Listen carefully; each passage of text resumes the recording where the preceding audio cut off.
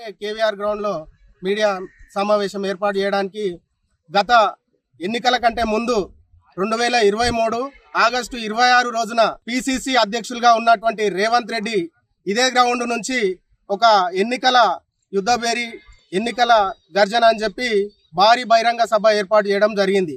ఈ సభకు ముఖ్య అతిథులుగా ఏఐసిసి అధ్యక్షుడైనటువంటి మల్లికార్జున ఖర్గేను ముఖ్య అతిథిగా తీసుకొచ్చి ఆయన సమక్షంలోనే ఎస్సీ ఎస్టీ డిక్లరేషన్ అంటూ ఇదే మైదానం నుంచి ఒక భారీ బహిరంగ సభలో విడుదల చేయడం జరిగింది. అయితే ఈ యొక్క ఎస్సీ ఎస్టీ డిక్లరేషన్ ఏదైతే ఉందో దానిని గుర్తు చేయడం కోసమే మేము ఈరోజు మీడియా సమావేశం ఏర్పాటు చేయడం జరిగింది. ఇందులో ముఖ్యంగా ఎస్సీ ఎస్టీలకు సంబంధించిన అంబేద్కర్ అభయాస్తం అనేటటువంటి పేరు మీద ప్రతి దళిత కుటుంబానికి 12 లక్షల రూపాయలు అందజేస్తామని చెప్పి ఆ రోజు ఇక్కడి నుంచే వారు ప్రకటించడం జరిగింది. అయితే అది ఎంతవరకు ప్రకటించారు, ఎన్ని కుటుంబాలకు ఇచ్చిండ్రు అని చెప్పి రేవంత్ రెడ్డిని ఇక్కడి నుంచి మేము సూటిగా ప్రశ్నిస్తా ఉన్నాం. అంతేకాకుండా అసైన్డ్ భూములకు పట్టాలు ఇస్తామని చెప్పి అది కూడా చెప్పడం జరిగింది. అవి కూడా ఎన్ని పట్టాలు ఇచ్చిర్రు, ఎంతమందికి ఇచ్చిర్రు రాష్ట్రంలో మొత్తం ఒకసారి రేవంత్ రెడ్డి గారు దీని మీద స్పందించాల్సిన అవసరం ఉంది.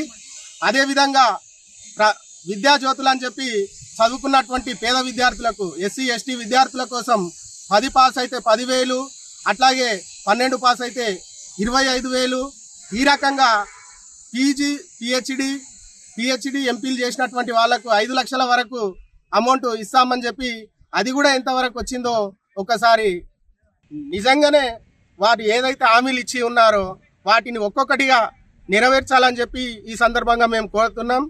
అంతేకాకుండా ఇదే గ్రౌండ్ నుంచి భవిష్యత్తులో అంటే నెల రోజుల వరకు మేము చూస్తాం.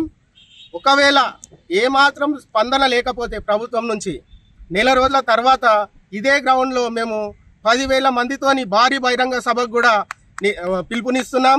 అంతేకాకుండా జిల్లా వ్యాప్తంగా ఇక్కడ ఒక సభ పెద్ద ఎత్తున నిర్వహించిన తర్వాత రాష్ట్ర వ్యాప్తంగా సరూర్ నగర్ ఇండోర్ స్టేడియంలో 1,00,000 మందితోని కూడా రాష్ట్ర వ్యాప్తంగా ఒక భారీ బహిరంగ సభకు కూడా 59 మాల మాదిగా అట్లాగే మిగతా 57 ఉపకులాలను కలుపుకొని అన్ని కులాల జేఏసీ తరపున రాష్ట్రంలో కూడా ఇండోర్ స్టేడియంలో 1,00,000 మందితోని మేము భారీ బహిరంగ సభకు పిలుపునిస్తా ఉన్నాం. గిరిజనుల విషయానికి వస్తే గిరిజన గూడాలు తాండాలు అభివృద్ధి కోసం సంవత్సరానికి గాను ఒక్కొక్క పంచాయతీకి 25 లక్షల రూపాయలు అమౌంట్ జమ చేస్తామని చెప్పి గిరిజన తాండాలకు కూడా హామీ ఇవ్వడం జరిగింది ఇదే డిక్లరేషన్లో. అంతేకాకుండా 3 కార్పొరేషన్లు ఏర్పాటు చేస్తామని ఇంకొక అంశం కూడా ఇందులో చెప్పడం జరిగింది.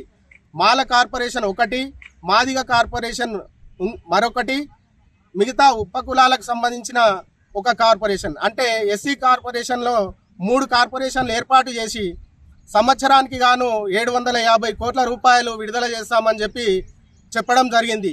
మరి ఇదెంతవరకు వచ్చింది అనే విషయాన్ని కూడా మేము ఇక్కడ నుంచి కాంగ్రెస్ ప్రభుత్వాన్ని కానీ రేవంత్ రెడ్డి వారిని అడగడం జరుగుతూ ఉంది.